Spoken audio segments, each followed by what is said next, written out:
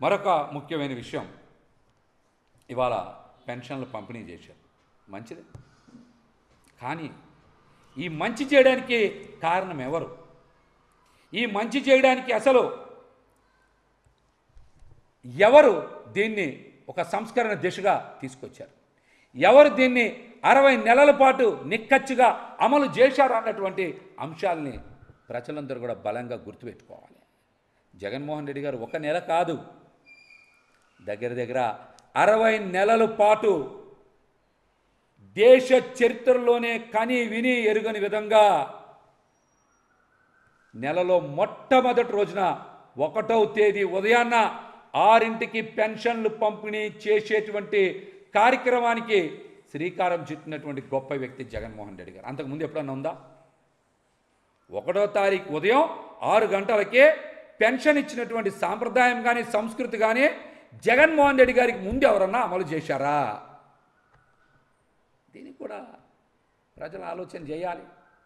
ఈ రోజున 3000 రూపాయల పెన్షన్ని 4000 చేశాం అంటున్నారు. 4000 చేశాం, మొన్న 2-3 నెలల ఏరియాస్ కూడా ఇచ్చామని చెప్తా ఉన్నారు.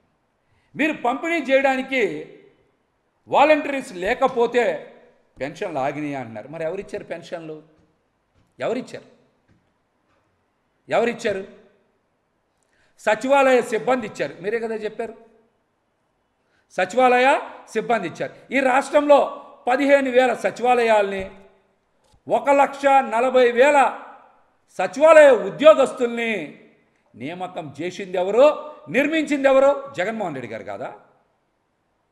ఈ రాష్ట్రంలో 15,000 సచివాలయాలు నిర్మించి 1,40,000 పైచిలకు సచివాలయ ఉద్యోగస్తుల్ని నియామకం చేసింది జగన్మోహన్ రెడ్డి గారు కదా. ఆ వ్యవస్థని మీరు ఈరోజు ఉపయోగించుకొని పెన్షన్లు పంపిణీ చేశారన్నటువంటి వాస్తవాన్ని మరుగున పరచాలనే ప్రయత్నం చేస్తున్నారు. అది ప్రజలు ఎప్పటికీ మర్చిపోరు. ఈ రోజున జగన్మోహన్ రెడ్డి గారు ప్రవేశపెట్టినటువంటి పెన్షన్ పథకం అమలు విధానాన్నే కూటమి ప్రభుత్వం కూడా అమలు చేస్తుంది. అంతే తప్పించి ఇందులో కొత్త ఏమీ కూడా లేదు.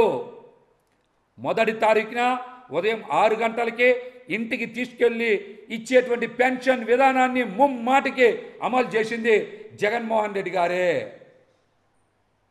ఈ రోజున పెన్షన్లు పంపిణీ చేసింది సచివాలయాల ద్వారా సచివాలయ సిబ్బందే. మళ్ళీ చెప్తున్నాం, సచివాలయ నిర్మాణం చేసింది, ఉద్యోగస్తుల నియామకం చేసింది జగన్మోహన్ రెడ్డి గారే. ఇందులో కూటమి కొత్తగా సాధించింది ఏంటో కూడా వారు చెప్పాలి, ప్రజలు కూడా గ్రహించాలని తెలియజేస్తాను.